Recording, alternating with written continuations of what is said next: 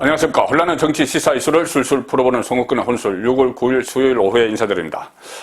오늘 윤석열 전 검찰총장이 검찰총장 사퇴 이후에 처음으로 공개석상에서 모습을 나타냈습니다. 우당 이혜영 선생 기념관 개관식에 참석을 했는데, 자, 당초에는 오늘 2시에 참석을 한 그 자리에서 기자들도 상당히 많이 모여들어서 좀 정치 선언, 대권 도전 선언 이런 것을 할 가능성도 있다. 자, 그래서 윤석열의 오늘 메시지가 과연 뭘까?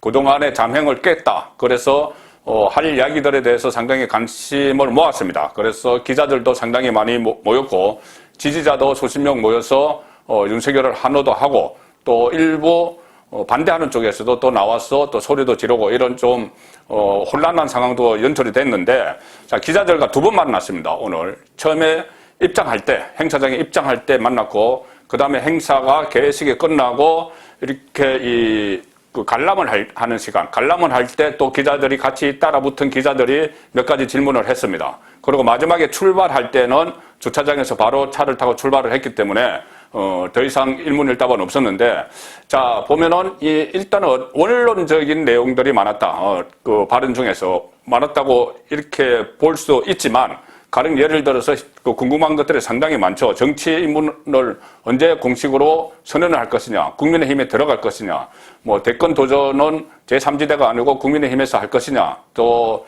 전당대회를 지켜보고 어느 시점에 국민의힘에 갈 것이냐 말 것이냐 뭐 이런 것도 있고, 최근에 송영길 민주당 대표가 이야기했던 윤석열 파일 이런 문제, 또 장모가 최근에 3년 구형을 받은 문제, 상당히 질문할 게 많았는데 일단은 답변을 몇 가지 했습니다.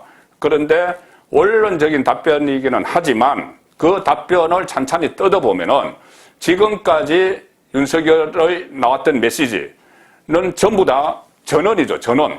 윤석열 주변에 누가 이야기했다. 그리고 그 전언하는 사람이 누군지도 거의 없습니다. 거의 없고, 만났던 사람들, 외부에서 만났던 사람들, 뭐 이철호 교수나 뭐 만났던 사람들이 이런저런 이야기 했다고 하지만 그것은 현실 정치와는 좀 관련이 있는 이야기죠. 어떤 전문 분야에 대해서 서로 이야기를 했다는 것이고, 뭐 국민의힘 입당 문제나 장모 사건이나 이런 것은 전언하는 자체도 익명입니다. 본인이 누가 이 이야기를 하는지도 언론에 나오지가 않죠. 그러니 윤석열 쪽에서 본인이 하지도 않은 이야기가 막 나간다. 이래서 좀 정리를 해야 되겠다. 이런 말까지 지금 나오고 있는 그 상황에서 어쨌든 윤석열 오늘 몇 마디를 했는데, 자, 정치부 기자 32년의 촉으로 그 몇 마디 한 걸로 앞으로 윤석열의 이 정치 진로 한번 짚어보겠습니다. 자, 입장하기 전에 기자들과 만나서 질문이 이거였습니다.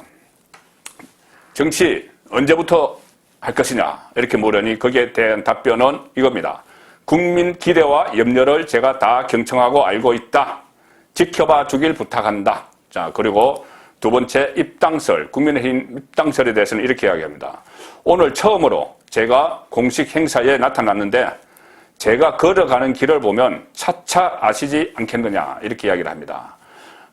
그리고 또 오늘 참석한 이유에 대해서는 우당 이혜영 가문과의 인연 같은 것을 이야기합니다. 그리고 또 다른 질문들, 장모 10원짜리 한 장 이 발언에 대한 입장, 또는 김종인, 한때 뭐 별의 순간 어쩌고 하던 김종인이 지금 계속 비판을 하고 다니는데 김종인과 관계 어떤 것이냐 이런 데 대해서는 답변을 안 합니다. 답변 안 하고, 자, 행사장에 들어갔습니다. 들어가서 행사가 끝나고 기념관을 관람하는 도중에 기자들이 또 계속 묻습니다. 조금 전에 같은 질문들이죠. 장모 문제, 뭐 김종인 문제, 입당 문제 다 물었는데 이렇게 이야기했습니다. 오늘은 이혜영 선생을 기리는 날이다. 여기서 어떻게 내가 앞으로 정치를 어떻게 하겠다는 말을 하는 것은 적절치 않다. 자, 이렇게 이야기를 했죠.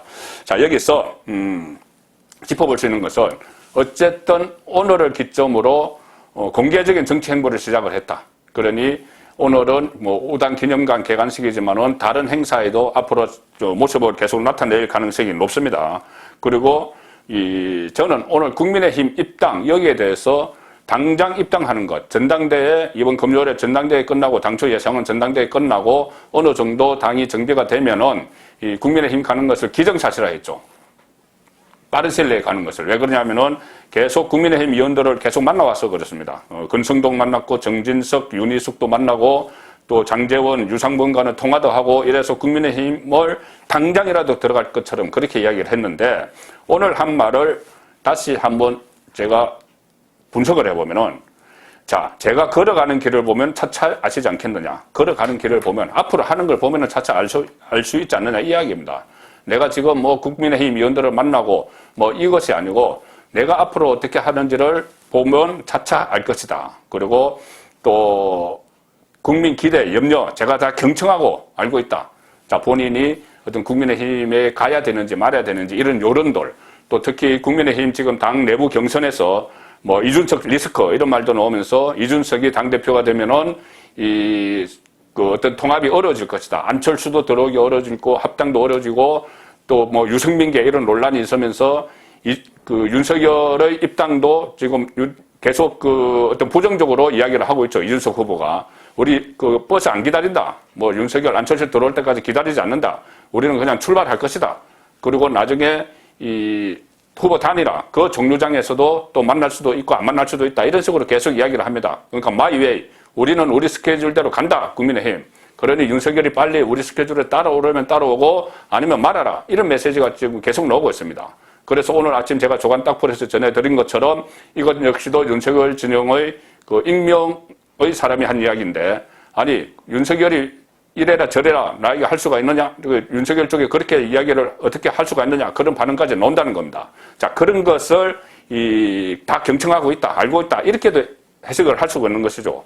그리고 또 지켜봐 주길 바란다, 부탁한다. 두 번이나 이렇게 이야기한 것은 결국은 앞으로 내가 차근차근 지금부터 이 전당대회가 끝나고 나면은 입당 문제든 모든 것을 생각을 해볼 텐데 내 행보는 하겠다, 대권 행보는 하겠다 이렇게 해석이 지금 가능한 겁니다. 자, 그동안은 국민의힘에 입당을 할 것이라는 분석들이 이 근거가 있었죠. 가령 예를 들어서 국민의힘 지지율도 재보궐선거 이후에 올라가고 있고 본인 지지율도 국민의힘 입당을 한다고 하는데 떨어지지 않고 오히려 올라가지 그동안은 본인이 국민의힘에 입당을 하면은 본인을 지지하는 윤석열을 지지하는 중도층이 이탈을 할 것이다. 그런 우려가 있었는데 지금 입당 일보 직전 초읽기 이런 분위기였어도 지지율이 본인 지지율이 떨어지지 않으니까 그 입당을 할 의사가 좀 상당히 높았던 것 같고 그리고 또 송영길이 차곡차곡 뭐 이런 이야기 또 장모 구정받은 이야기 그렇기 때문에 앞으로 네거티브 공세가 대대적으로 예상이 되기 때문에 그것을 방어를 하려면은 개인 차원에서는 좀 힘겹다. 그래서 시스템과 노하우가 있는 국민의힘에 들어가서 대응을 해야 된다. 자, 이런 논리. 또 하나는 여러 가지 본인이 어떤 밖에서 대권 행보를 하는데 한계가 있기 때문에 어떤 조직이나 자금 면에서 그래서 국민의힘에 입당하는 것이 낫다. 자, 이런 분석들이 상당히 많았는데 최근에 변한 상황은 그겁니다. 지금 나경원, 주호영, 나경원 후보가 계속 이준석을 공격하는 것처럼 국민의힘 안에서 윤석열을 꽃가마를 태울 수 없는 그런 리스크가 지금 막 생기고 있다는 겁니다. 뭐 이준석 후보가 이야기한 뭐 장모 나중에 뭐 사법적으로 문제가 있으면은 책임을 져야 된다. 마치 나경원은 이것을 민주당 사람이 하는 식의 이야기라고 이야기를 했죠. 그 다음에 뭐 버스 빨리 안 타면 출발한다 이런 이야기나 또 본인을 다시 비판을 하기 시작한 김종인 관심 없다, 윤석열 관심 없다 이렇게 이야기하기 시작한 김종인을 뭐 선대위원장으로 이준석이 당선되면은 모셔가겠다 이런 이야기들을 들으면은 이 국민의힘에 당장 들어가는 것은 좀 고려를 다시 하게 될 가능성이 높은 것이죠. 그래서 제가 걸어가는 길 보면 알지 않느냐, 차차 아시지 않겠느냐 이런 것은 더 지켜보라. 내가 전당대회 끝나고 국민의힘이 어떤 방향으로 갈지, 누가 당선에 대해서 어떤 방향으로 갈지 그것을 보고 결정을 하겠다. 그때까지 좀 지켜봐 달라. 이 이야기를 오늘 메시지를 던진 것이고 특히 제가 윤석열의 국민의힘 즉각 합류 이것이 현실적으로 좀 검토가 되지 않다고 보는 것이 윤석열 전 총장 쪽에서 갑자기 최근에 나오는 이야기가 대변인을 둔다. 그리고 조만간 언론인 출신 대변인을 둘 것이다. 그리고 한 4명, 5명 정도의 참모진을 꾸릴 것이다. 이런 이야기가 나옵니다. 그래서 따라서 그렇게 하려면은 어떤 캠프 형식의 사전 예비 캠프 형식의 사무실도 있어야 되고, 자, 그렇다면 본인이 만약에 국민의힘에 입당을 해서 국민의힘 안에서 정치를 할 것 같으면 본인 개인 대변인을 이렇게 공식적으로 두고 또는 참모를 꾸려서 공보, 일정, 예를 들어서 수행, 이렇게 하는 캠프를 꾸리고 국민의힘에 들어가는 이것은 어색하죠. 국민의힘 안에 들어가서 공조직을 활용을 해야 되는데, 자, 국민의힘 지금 대권 주자 중에 유승민도 그렇고 원희룡도 그렇고 누가 대선 캠프가 있습니까? 그리고 대변인 이런 게 없죠. 공식적으로. 그리고 또 밖에는 홍준표도 마찬가지고 안철수도 당 조직을 이용하는 것이지 밖에 따로 캠프가 없습니다. 대변인 있는 것도 아니고 당 대변인이 있죠. 자, 이런 준비를 하는 것을 보면은 일단은 당분간 밖에서 윤석열이 국민의힘 밖에서 감망을 하기 위해서 준비를 하는 것 아니냐. 물론 제3지대에서 신당을 창당하거나 이런 것은 아닙니다. 일단 제가 말씀드린 조금 전에 그런 이유들, 지지율 문제나 네거티브 대응이나 여러 가지 현실적인 문제들 때문에 국민의힘 세력과 합류를 하기는 하겠지만 그 합류가 지금 국민의힘 전당대회에서 돌출한 이준석 리스크 이런 문제 때문에 지금 당장은 아니고 조금 더 간망세로 마음을 정리한 것 아닌가. 자, 그래서 그거를 마음 정리했던 것이 오늘 나왔던 이 짧지만 어떻게 행간을 뜯어보면은 좀 의미가 있는 그런 메시지가 나왔다. 지켜봐 주길 부탁한다. 오늘 처음으로 제가 공식 행사에 나타났는데 제가 걸어가는 길을 보면 차차 아시지 않겠느냐. 그런 이 말에서 저는 당분간 이 국민의힘의 행간은 일단 일정한 거리를 유지하다가 국민의힘의 내부 사정을 어떻게 돌아가는지 보고 그 이후에 또 다른 주변 정치 상황도 봐가면서 국민의힘과 합류하기 위한 그 정도 단계로까지 윤석열의 구상이 미치지 않았느냐. 그렇게 저는 분석을 했습니다. 송문권의 혼술이었습니다.